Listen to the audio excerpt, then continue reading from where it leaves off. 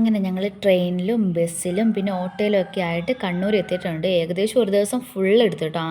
രാവിലെ 6:30 കയറി വൈകിട്ട് 6-7 മണിക്കാണ് കണ്ണൂർ എത്തുന്നത്. അവിടെ നിന്ന് പ്രൈവറ്റ് ബസ്സിന് കയറിയിട്ട് ഓട്ടോയിൽ നമ്മുടെ അമ്പലത്തിൻ്റെ അടുത്ത് ഇറങ്ങിയിട്ടുണ്ടായിരുന്നു. അമ്പലത്തിൻ്റെ അടുത്ത് ഇറങ്ങിയപ്പോൾ ഭയങ്കര അതിശയമായിരുന്നു കേട്ടോ. കാരണം നമുക്ക് വഴിയൊന്നും അറിയത്തില്ല, നമ്മൾ ഫസ്റ്റ് ടൈമാണ്.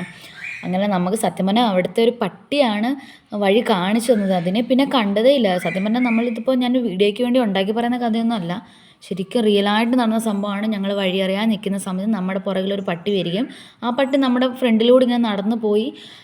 പെട്ടെന്ന് നമ്മളും അതിൻ്റെ ഫ്രണ്ടിൽ കൂടെ തന്നെ അതിൻ്റെ ബാക്കിൽ കൂടെ തന്നെ നടന്നു പോയി. കാരണം പട്ടികൾക്ക് അവിടെ അറിയാവുന്നതുകൊണ്ട് അവിടുത്തെ ഒരു പ്രത്യേകതയാണല്ലോ അത്. കാരണം അവരങ്ങനെ ഓടിക്കുകയോ അടിക്കുകയോ പിടിക്കുകയോ ഒന്നും ചെയ്യില്ല. അവർക്ക് ഫുഡ് കൊടുത്ത് നല്ല രീതിയിലാണ് അവർ കെയർ ചെയ്യുന്നത്.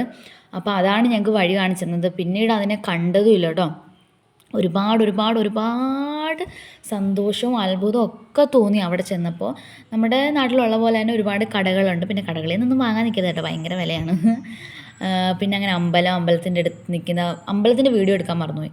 അങ്ങനെ ഫോട്ടോയാണ് എടുത്തത്. പിന്നെ എൻ്റെ ഡ്രസ്സും കുഞ്ഞിൻ്റെ ഡ്രസ്സും വിഷ്ണുവിൻ്റെ ഡ്രസ്സും ഒക്കെ ഇതാണ്. ഞാൻ സിമ്പിളായിട്ട്, കാരണം എനിക്കറിയാം തെള്ളുള്ള സമയത്ത് നമ്മൾ ഈ സാരിയോ പാവാടയൊക്കെ കൊടുത്തുകൊണ്ട് പോയിട്ട് യാതൊരു ഇതുമില്ല. കാരണം ഇതെനിക്ക് നല്ല കംഫർട്ടബിൾ ആയിരുന്നു ശരിക്കും പറഞ്ഞാൽ. കസവിൻ്റെ ഒരു ടോപ്പ്, ആദ്യമായിട്ടാണ് കസവിൻ്റെ ടോപ്പ് ഇട്ട് അമ്പലത്തിൽ പോകുന്നത്. ആദ്യമായിട്ടാണ് കസവിൻ്റെ ടോപ്പ് വാങ്ങുന്നത്, അതാണ് സത്യം.